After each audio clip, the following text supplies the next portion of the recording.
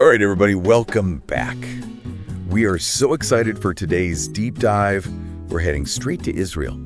Awesome. You ready for this? Absolutely. Always fascinating. So it's going to be a really fun one because we found this great article called 10 Surprising Facts About Israel. Yeah. And let me tell you, some of these are really surprising. I mean, I consider myself pretty knowledgeable about, different places around the world. And this one, there were some real gems in here. Yeah, Israel's one of those places that's always in the news. Right.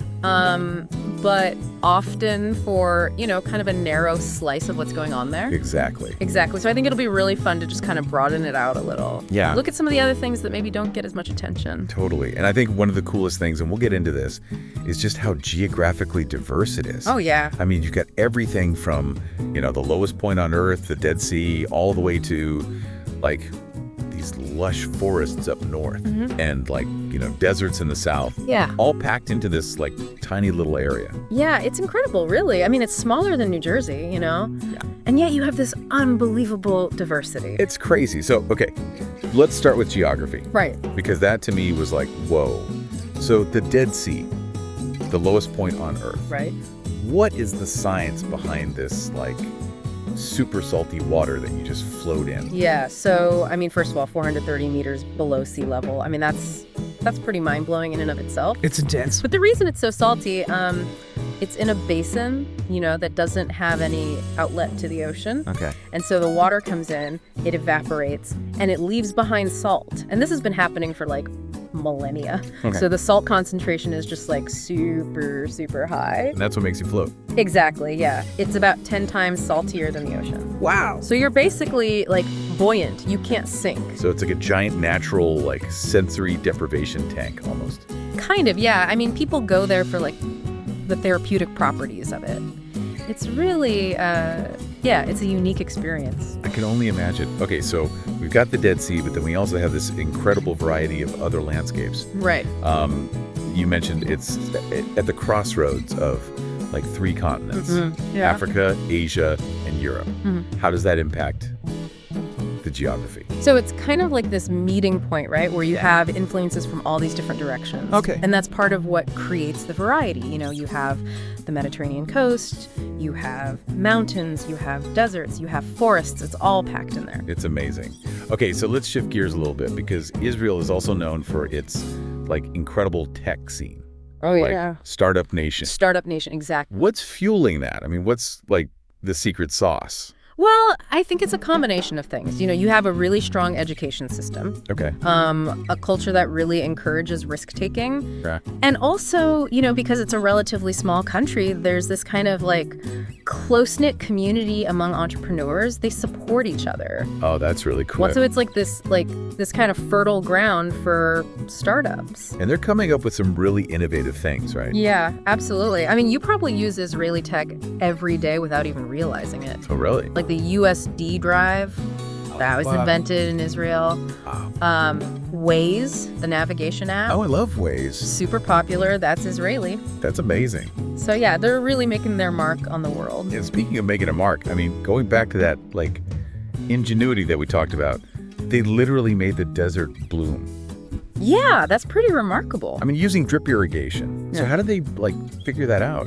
Well, they had to. Right. They have very limited water resources. Okay. So they needed a way to be super efficient with irrigation, and that's how drip irrigation was born. It delivers water directly to the roots of plants, so there's minimal waste. That's so smart. And it's actually become, a really important tool for sustainable agriculture all over the world. That's amazing.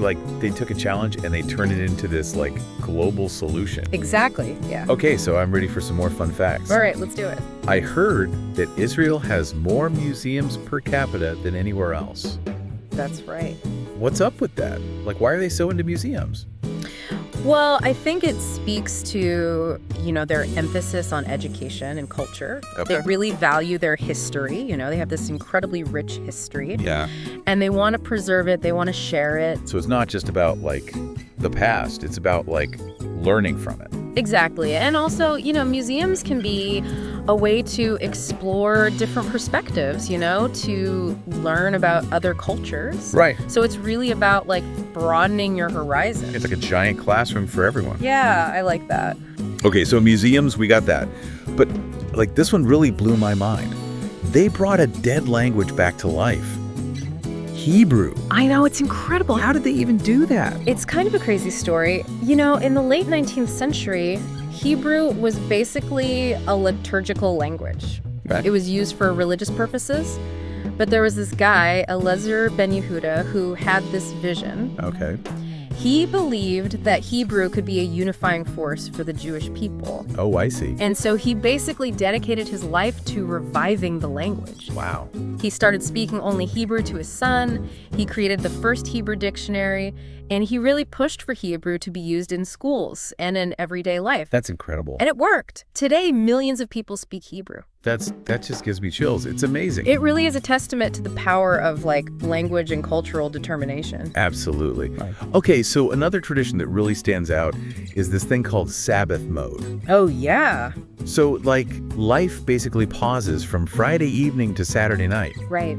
Tell me more about that. So the Sabbath, or Shabbat, is it's a time for rest, reflection, family. Okay. And it's observed very strictly by many people in Israel.